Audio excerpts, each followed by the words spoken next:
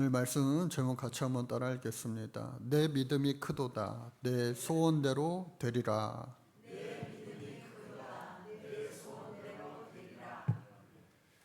여러분들 가정에 자녀는 몇 명 있으십니까? 그리고 여러분들 몇 형제, 몇 자매가 되십니까? 평범한 가정에서 부모의 사랑을 듬뿍 받고 자라나는 것이 어린아이들의 모든 그런 평균치인 것 같기도 하지만 그렇지 않고 정말로 편부모 혹은 부모가 아예 없이 자라나는 그런 아이들도 우리 주변에 이 세상 가운데 얼마나 많은지 모릅니다. 특별히 어저께 편지가 왔어요. 저 요르단에서 목회하고 있는, 사역하고 있는 해외 선교를 담당하고 있는 우리 친구 선교사님 부부한테 편지가 왔더라고요. 우리 교회에서도 많이 말씀을 전한 적이 있죠. 특히나 시리아 선교사로 갔다가 내전으로 인해서 요르단 그 부경에서 그곳에서 이제 난민 가운데 고아 사역을 하고 있습니다. 전쟁통에 부모 잃은 아이들, 그 아이들을 같이 먹고 자고 하면서 또 교육하고. 그런데 어제 편지를 보니까 이야, 지금 이스라엘 가자 지구에도 내전이 일어나서 그곳에서도 이 난민으로 이 요르단 땅에 무려 약 200만 명의 난민이 왔다고 그래요. 그리고 60만 명의 시리아 난민들이 있고요. 그러니까 이 260만 명에 달하는 이 난민 숫자는 이 요르단 인구의 4분의 1에 육박한다고 그래요. 야, 이거 보니까 요르단이 참 대단한 나라구나. 큰 일을 감당하는 나라구나. 근데 우리가 생각하기에도 요르단이 잘 사는 나라들이 아니잖아요. 그거 어떻게 감당하나 싶은 생각이 들더라고요. 더 이상 이 요르단에서도 법으로 너무 많은 난민들이 와서 더 이상 받을 수가 없다. 이미 과포화 상태다라고 선언을 했다고도 합니다. 어찌됐든 많은 해외 선교사님들로 말미암아 또 우리나라도 이제 올해가 선교 140주년입니다. 몇 주년이요? 예, 선교 140주년 해를 맞이하게 되었어요. 근데 그 선교 140주년의 해의 그 기준은 뭐냐? 1885년도 우리 감리교의 위대한 선교사님, 순교하신 선교사님 아펜젤러 선교사 부부와 또 장로교의 언더우드 선교사가 함께 저 인천 제물포항에 이 부활절 아침에 첫 발을 디디면서 선교의 시작이 되어 그것을 기점으로 선교 140주년이라고 우리가 하고 있습니다. 그런데 그 위대한 그 선교사님들, 대단한 선교사님들 말고도 그 이전으로 들어가면은 이미 우리 대한민국, 그때는 조선이었죠. 정말로 풍전등화와 같은 조선, 서구 열강들, 그리고 위아래 러시아, 중국, 또 일본, 언제 어떻게 될지 모르는 연약한 그 조선 땅에 이미 이 1885년 이전에 선교사님들이 많이 문을 두드렸습니다.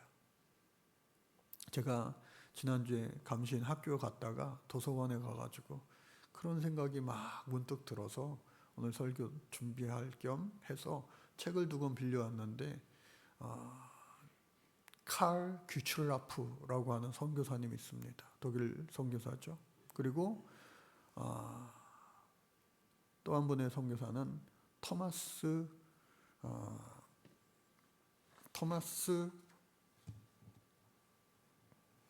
존 로스라고 하는 선교사도 있습니다. 존 로스 선교사. 토마스 선교사는 제너럴 셔머너에서 한국 땅을 밟았다라는 그런 이야기도 있고, 또 밟지 못하고 상선에서 죽었다. 그 불탄 상선에서 나와서 성경을 전도하다가 붙잡혀서 순교했다. 여러 가지 설이 있지만 어찌됐든 그 토마스 선교사를 그 앞서서 만주 선교사, 중국의 만주 선교사로 왔다가 우리나라에 복음을 전한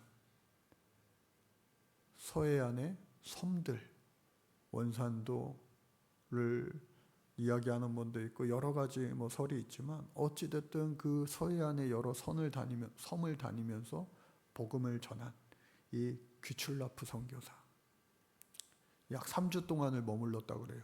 저 지금 보령의 해저 터널로 연결된 그 원산도 섬에서. 그리고 이 존 로스 선교사님은 한문으로 성경을 보급하고 또 한글로 성경을 번역해서 그 아펜젤러 언더우드 선교사가 우리나라 오기 전에 이미 성경을 통해서 자발적으로 자생적으로 우리나라에 예수 믿는 사람들이 있었다라고 하는 것이 정설로 받아들여지고 있습니다.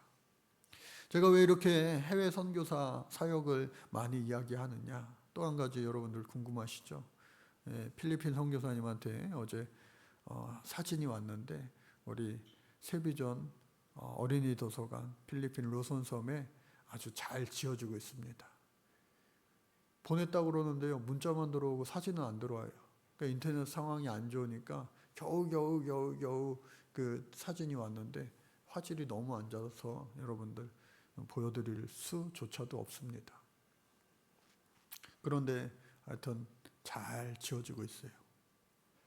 우리나라도 140년 전에, 그리고 그 이전에 많은 선교사들의 순교의 피를 통해서 오늘 우리 한국교회가 140년 지난 지금 이와 같이 세계 선교를 많이 감당하는 한국교회 된 줄로 믿습니다. 그런데 오늘 말씀을 보니까 예수님께서 사뭇 다른 말씀을 하고 계시는 거예요. 여러분, 하나님이 한 사람을 택하셨습니다. 아브라함을 택하셨어요. 너는 내가 지시하는 땅으로 가라. 그 말씀에 순종하여서 갈 바를 알지 못하고 갔습니다. 아브라함은요, 민족의 아버지라고 하는 뜻입니다. 한 가문의 아버지예요. 그러나 그의 이름을 아브라함으로 바꿔주셨어요. 그것은 열방의 아버지입니다. 만국의 아버지예요. 그래서 그 아브라함이 하나님이 지시한 땅으로 갑니다. 젖과 꿀이 흐르는 땅, 모세에게 말씀하셨던 그 땅을 처음 그가 간 겁니다. 그리고 그의 아들 100세 때 이삭을 낳았어요. 그리고 그 이삭도 아버지 닮아서 아이를 낳지 못하다가 나중에 아들을 낳았는데 쌍둥이를 낳았죠. 에서와 야곱. 그런데 그 어머니 이삭의 부인 리브가가 편애를 했어요. 여러분, 부모의 사랑을 듬뿍 받고 자라면 참 좋으련만. 근데 이게요, 독자여도 문제고 또 둘, 그리고 그 이상이어도 이게 다 참 사람들이요, 완벽할 수는 없어요. 사랑을 해준다고 해서 그 사랑이 완전히 온전히 이렇게 다 받아들여지기도 쉽지 않아요. 너무 사랑하면 과잉보라는 말도 여러분들 아시죠? 그러니까 적절하게 잘 사랑하고 잘 양육해야 되는데 우리는 사실 그럴 만한 힘이 없습니다. 하나님 앞에 여러분들 자녀를 양육할 때 이미 다 양육하시고 또 손주들을 양육할 때 하나님 앞에 지혜 구하시기를 바랍니다. 하나님 아니고서는 정말로 참 이렇게 하나하나 하기가 쉽지 않은 거예요. 그때에 예수님께서 오늘 말씀 보니까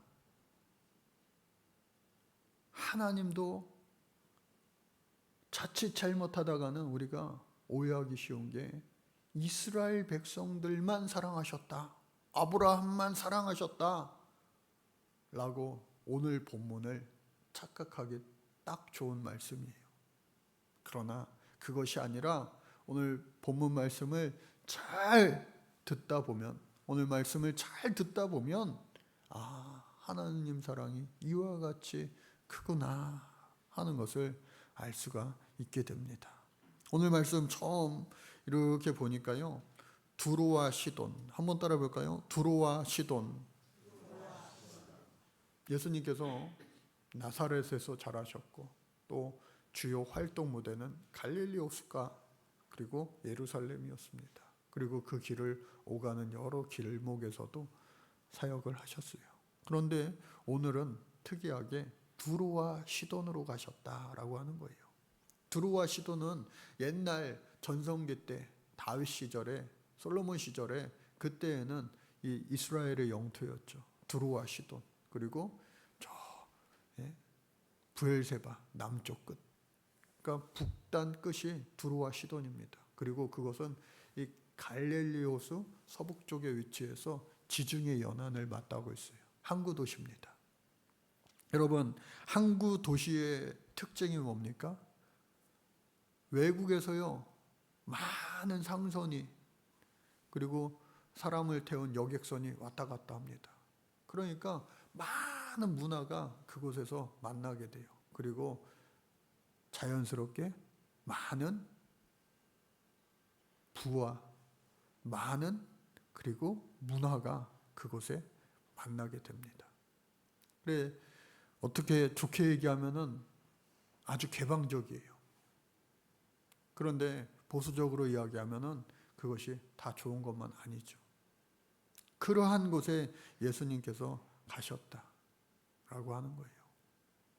예수님 시대에는 이미 유대 사람들은요, 갈릴리 그쪽 사람들은요, 이 사마리아, 더 나아가 그 끝에, 경계 끝에 있는 바다와 맞닿아 있는 이 두로와 시돈을 이스라엘로, 유대로 인정하지 않았어요. 그냥 두로와 시돈 사람인 거예요. 외국인인 거예요. 그러한 곳에 예수님이 일부러 찾아가셨다. 여러분, 예수님이요, 뭐 밥 먹을 겨를도 없고 쪽잠을 주무시며 눈 붙일 겨를도 없으신 그분이 일부러 그냥 한가롭게 휴가 가실 리가 없죠. 물론 한적한 곳에서 하나님 앞에 기도도 많이 하셨지만, 그래서 이 예수님이 두로와 시돈으로 가셨는데 그곳은요, 한 가지만 더 말씀드리면 열왕기상에 나오는 이 북이스라엘 시대, 분단의 시대에 가장 악한 왕으로 손꼽히는 왕 중에 하나가 바로 아합 왕이었어요. 그 아합 왕 하면은 또 부인 이세벨 왕비가 생각이 납니다. 바로 이세벨의 고향이 바로 이 시돈이었어요. 시돈 땅의 출신으로 그곳에 바알과 풍요의 신, 다산의 신, 아세라 신을 잘 섬기는 그러한 지역이었다. 자연스럽게 이 이세벨도 그것을 가지고 아합 왕에게 시집와서 아합 왕을 꼬드겨서 하나님 대신에, 하나님 성전 대신에 다 그러한 바알과 아세라 신을 신고 엘리야와 그렇게 대판 싸우고 추격하고 했던 것들을 우리가 잘 알 수가 있습니다. 그래서 그 당시에 이 두로와 시돈은 경제적으로는 부유했을지 몰라도 정신적으로나 문화적으로나 또 영적, 종교적으로는 아주 심각한 그러한 암흑의 도시였다라고 하는 것이죠. 그러한 곳에 예수님 찾아가셨어요. 그런데 그곳에서 가나안 여자가 예수님께 소리질러 말합니다. 뭐라고요? 주 다윗의 자손이여 나를 불쌍히 여기소서 내 딸이 흉악하게 귀신 들렸나이다. 여러분, 인지상정, 시대를 초월해서, 공간을, 지역을 초월해서 이 자녀를 향한 부모의 마음은요, 변함없는 것 같아요. 이 가나안 여인도 어떠한 그런 삶을 살아왔는지 모르지만 지금 그녀에게 가장 시급한 문제 하나는 뭐냐? 흉악한 귀신 들린 내 딸의 그 귀신이 떠나갔으면 좋겠다 라고 하는 거예요. 어저께 뉴스에 보니까 저 태국에서 어떤 여자가 있는데 43억 원, 우리나라 돈 1억 바트의 자산가라고 그래요. 물가 대비하면요, 우리나라 한 80억 자산가에 속하는 사람입니다. 부자죠.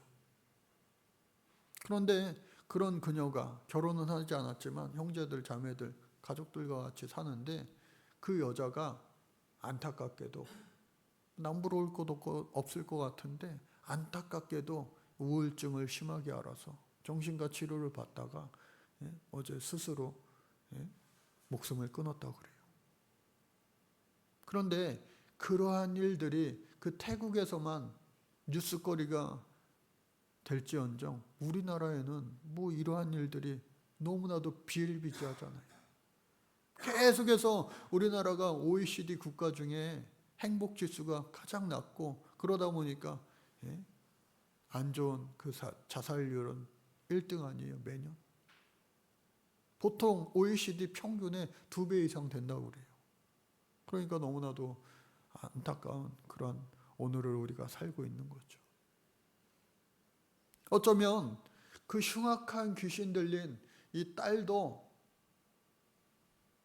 계속해서 그러한 시도를 했을지도 모르겠어요. 그 끔찍하고 엄청난 일을 바라보고 있는 이 엄마의 심정은요, 어떻게 했냐고요. 잘 살고 못 살고를 떠나서 두루와 시돈에 사니까 잘 사는 동네, 강남 압구정동에 사니까 그냥 잘 사는 사람 같잖아요. 그러니까 이 여인도 어쩌면 잘 사는 사람이었을 텐데 이 딸이 이 모양이니까 이 가진 재산이 무슨 소용이 있겠어요. 하루하루가 지옥 같겠죠. 그러니 그 예수님 앞에 찾아가서 소리질러 이야기하는 거예요. 듣던 안 듣던 그 답답한 마음을 호소하는 겁니다. 다윗의 자손이요, 내 흉악한 귀신 들린 딸을 고쳐주세요. 근데 그때 예수님께서 내 앞에 나오는 모든 이스라엘 백성들, 유대 백성들에게 기도해 주시고 낫게 해 주시고 배고픈 자들을 배불리 먹여 주시고 인자와 자비가 사랑이 풍성하신 이 예수님께서 반응이 좀 다르세요. 어떻게 해요? 예수님께서 그 소리 지르는 그 여인을 향하여 예수는 한 말씀도 대답하지 아니하시니 예수님께서 조용히 침묵하셨다라고 하는 거예요. 요즘 애들 말로 일십했다고 하는 거예요. 무시했다고 하는 거예요. 여러분, 거절당함의 그 감정, 그거 좋아할 사람이 누가 있습니까? 싫어, 안 돼. 들었으면서도 안 들은 척, 봤으면서도 못 본 척 한다면 이 마음이 좋을 사람이 누가 있겠어요? 제자들이 나서서 예수님의 마음을 읽었는지 아니면은 자기네 마음도 더 큰지, 어떤 마음이요? 가나안 여인들을 싫어하는 마음, 이방인 사람들을 싫어하는 마음.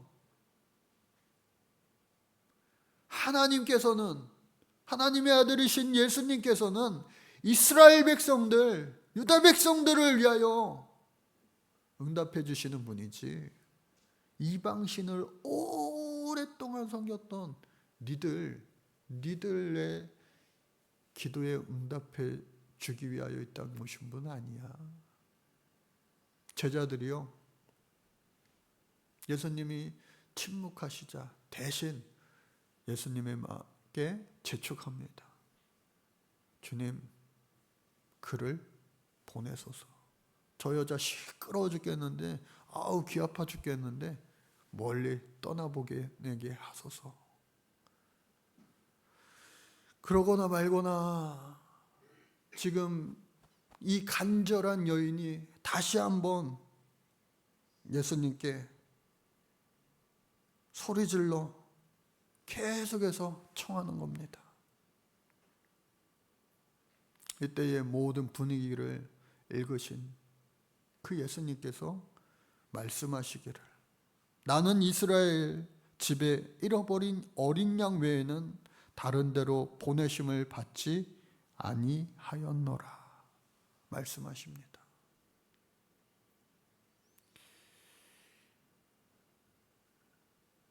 우리가 이 예수님의 말씀을 들으면은 사뭇 언뜻 이해가 가지 않아요.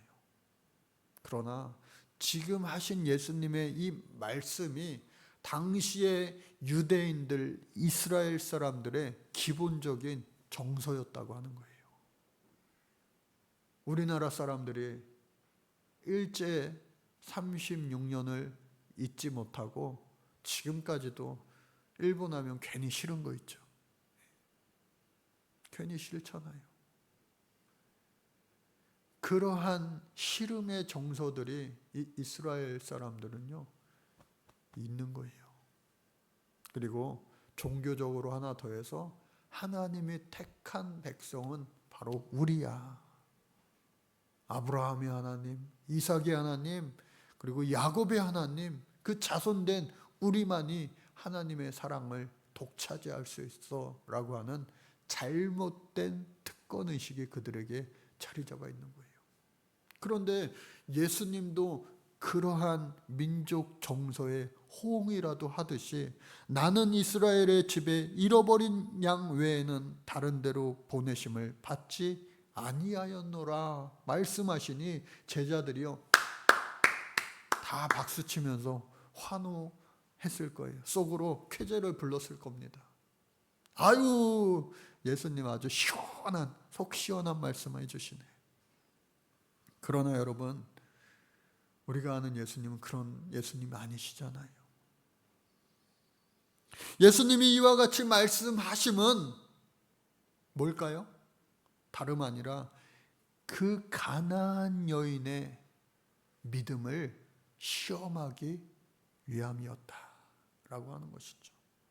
그래서 그 여인이요 그와 같이 대답하시는, 그와 같이 말씀하시는 예수님 앞에 오히려 납작 엎드려 절하며 주여 저를 도우소서.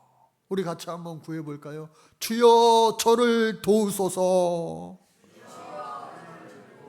우리 양손 높이 들고 여러분들 기도의 제목, 마음의 소원이 있다면 그것을 생각하면서 다시 한번 하나님 앞에 구하겠습니다. 주여 저를 도우소서.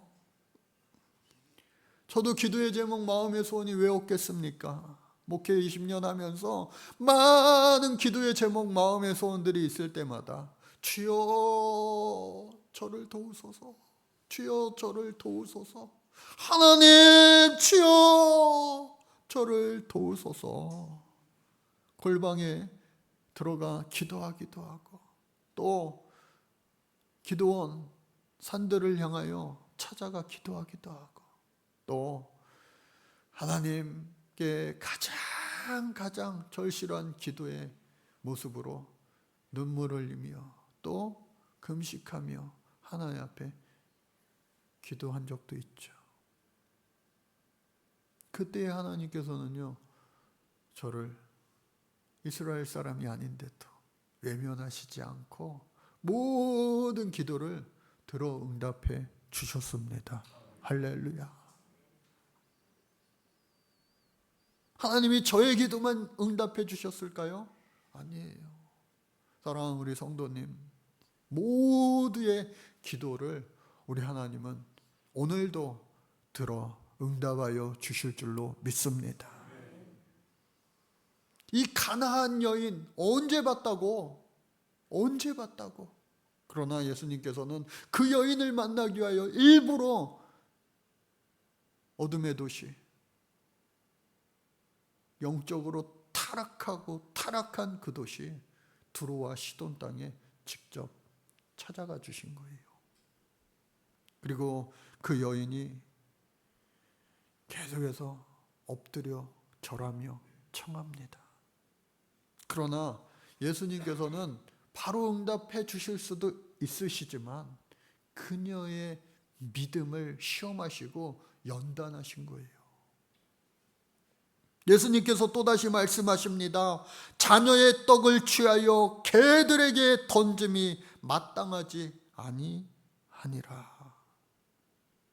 당시에 이스라엘 유대인들의 기본 정석 가운데 우리 택한 백성들 말고는요, 개라고 생각한 거예요. 우리나라 욕에도요, 무슨 말이든지 이 개자를 붙이면요 다 욕이 됩니다. 부정적인 말들이 돼요. 근데 요즘에는 조금 게 달라져 가지고 베리베리라고 하는 그런 형용사가 개가 되기도 했어요. 아이들 말할 때 맛있어 맛있어 음식 먹으면요 애들이요 개 맛있네 그런 말도 쓰더라고요. 어찌됐든 간에 그 개라고 하는 것은요, 사람을 개로 표현하는 건요 말이 안 되는 거예요. 인간 비하, 비하 중에도 이런 비하가 없는 거예요. 인권이 무시되는 겁니다. 그런데 하물며 예수님께서 그 여인을 향하여 이와 같이 말씀하신 거예요. 아마 듣고 있는 제자들은요 계속해서 예수님 아유 속 시원하다, 지극히 합당하신 말씀 하시네, 기뻐했을지도 모르겠어요. 그러나 예수님께서는 어떻게 해요? 그 여인을 면박 주고 그 여인을 아주 깡그리 부셔버리고 업신 여기신 것이 아니라 그 여인을 사랑하시기 때문에 그 여인을 사랑으로 고쳐주시기 위하여 그의 딸을, 흉악한 귀신 들린 딸을 고쳐주시기 위하여 그 고쳐주심의 치유의 단계를 밟고 있는 거예요. 우리도 마찬가지입니다. 하나님 앞에 기도할 때 하나님이 왜 바로 응답 주시지 않고 침묵하실 때가 있는 것처럼 느껴질 때가 많아요. 아니 하나님 누구에게는 바로바로 응답 주시고 또 30배, 60배, 100배 그 이상의 열매 맺게 해주시는데 왜 나에게는 하나님 응답은커녕 이래라 저래라 대답도 안 하시고 침묵하십니까? 그러나 그 침묵 가운데 우리의 영적인 귀가 활짝 열리고 영적인 눈이 밝아져서 여러분들 볼 수 있게 되고 들을 수 있게 되기를 주님 이름으로 간절히 축복합니다. 저는요 하나님 앞에 간절히 기도할 때 어떠한 크고 작은 그 엄청난 높은 산 앞에 하나님 앞에 기도할 때 하나님께서 그 기도를 들어주실 때가 있어요. 응답 주실 때가 있어요. 그때 하나님께서 오케이 응답할게 그렇게 말씀하시기보다는 항상 저에게 어떻게 다가와 주시느냐 저에게 질문하시더라고요. 아주 본질적인 근본적인 질문을 저에게 응답으로 주세요. 그 말씀을 제가 목회하면서 여러 번 들었는데 또 느껴졌는데 네가 나를 사랑하느냐, 네가 나를 사랑하느냐. 베드로에게 질문하셨던 예수님의 그 질문, 네가 나를 사랑하느냐. 야, 여러분 그 질문, 예수님 앞에 질문 들어보셨어요? 몇 번 저는 그 질문을 들어봤는데 모든 기도의 제목은요, 모든 이 높은 오를 수 없는 큰 태산 같은 그러한 산들이요, 일순간 평지가 되어집니다. 큰 산아 내가 무엇이냐, 평지가 될지어다.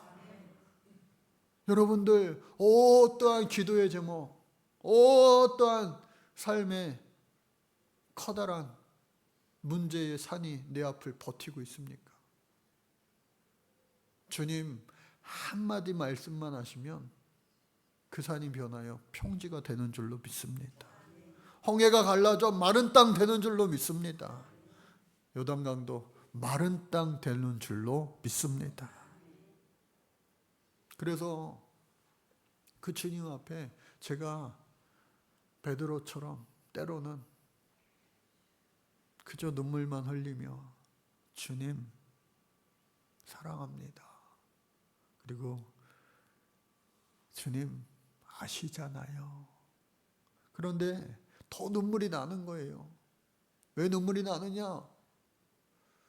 이미 나에게 주신 하나님의 놀라운 사랑이 너무나도 큰데,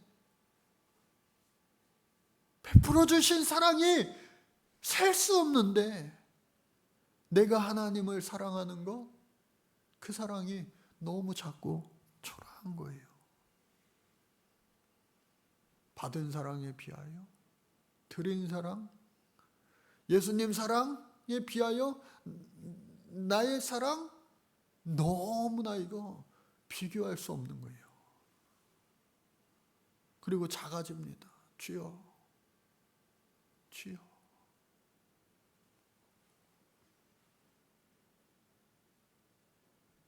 그럼에도 불구하고 어린아이와 같이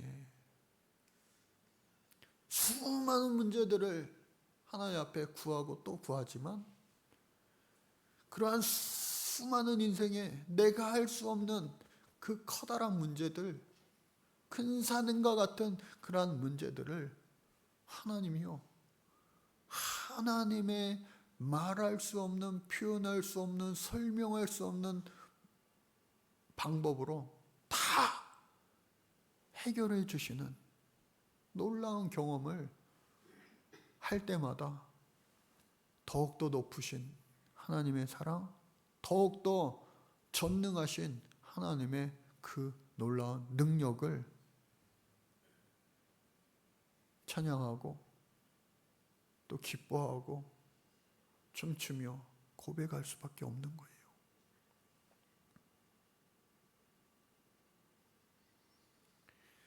마지막으로 이 여인에게 예수님께서 믿음의 질문을 하십니다. 자녀의 떡을 취하여 개들에게 던짐이 마땅하지 아니하니라. 여러분, 마지막 불시험을 이기시기 바랍니다. 이 마지막 불시험을 이겨야지만 응답이 있고 축복이 있고 간증이 있는 거예요. 이거 이기지 못하고 관두셔. 어쩌면 사람 앞에서 면전에다 두고 나를 개라고 그러셔? 에휴 됐어. 내 이럴 줄 알았어.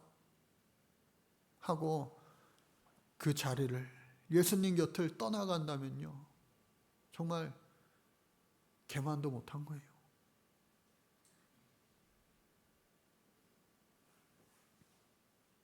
이 여인이 올소이다 주여.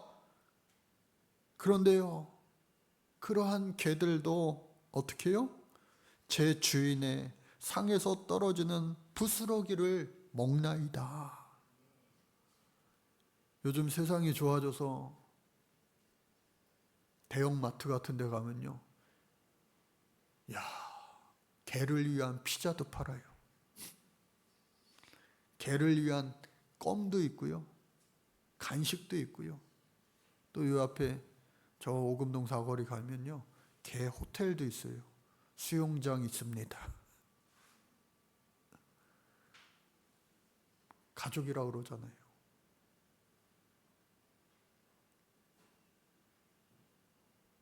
유모차를 끌고 가면은 제가 쳐다본다니까요. 반은 애기고요, 반은 개예요. 그런데 이 시대의 개들은요, 그런 취급을 받지 못했어요. 몇십 년 전만 해도 우리나라도 개밥은 뭐예요? 식구들이 밥 먹다가 반찬 먹다가 남은 거 그저 다 개밥 그릇 쓰다 남은 냄비 커다란 거 하나에다 그냥 뭐든지 다 넣고 끓여가지고 주면은요, 아침 점심 저녁이에요. 나눠서 주면. 그것이 바로 오늘 이 부스럭이라고, 군대에서는 짬밥이라고 그러죠. 그 짬밥을 개들이 먹는 거예요. 그런데 이 여인의 믿음이 어찌나 강하고 좋았던지, 딸을 살리기 위하여 그렇게 그 변함없는 믿음으로 부스러기의 은혜라도, 주인이 먹다 남은 상 밑에 던져버리는 그 부스러기의 은혜라도 내게 주심이 마땅하나이다. 그러므로 말미암아 이제 예수님께서 대답하십니다. 여자야, 내 믿음이 크도다. 믿음을 확인하신 후에야 비로소 개라고 비유했던 그 여인을 향하여 여자여, 사람으로 인정하시면서 내 믿음이 크도다. 믿음의 시험을 이긴 거예요. 할렐루야. 그리고 그 결과는 뭐예요? 내 소원대로 되리라. 그러므로 말미암아 그때로부터 그의 딸이 어떻게 해요? 나으니라. 오늘 이 말씀을 여러분들 평생 잊지 마시고, 주여 나에게 부스러기의 은혜도 허락하여 주옵소서. 어쩌면 우리 대한민국 한국교회 말씀 처음 시작하면서 그 순교자들의 피로 말미암아 140년 이후에 오늘 한국교회가 세계 선교를 주도하는 그러한 교회가 되었는데, 부스러기의 은혜로 시작되었음을 여러분들 잊지 마시고, 우리의 작은 믿음, 우리의 연약한 믿음 이러할지라도 어떻게 해요? 끈질기게 내가 주님 앞에 서는 그때까지 변함없이 내가 이 믿음 붙잡고 살아가리라 라고 하는 확실한 믿음, 그 믿음을 우리 주님은요 크다 말씀해 주시는 거예요. 그리고 그 이후에 응답과 축복과 간증의 주인공 되게 해 주실 줄로 믿습니다. 사랑하는 우리 하나님 아버지, 저희가 무엇이가 한데 택하여 주시고 이만큼 자라게 해주셨는데, 우리의 믿음이 더욱더 많이 자라나서 하늘 보좌를 움직이고 또 이 나라와 이 민족을 살릴 수 있는 저희들과 우리 교회 되게 하여 주시옵소서. 우리 모두를 사랑하여 주시는 예수 그리스도의 이름 받들어 기도드립니다. 아멘.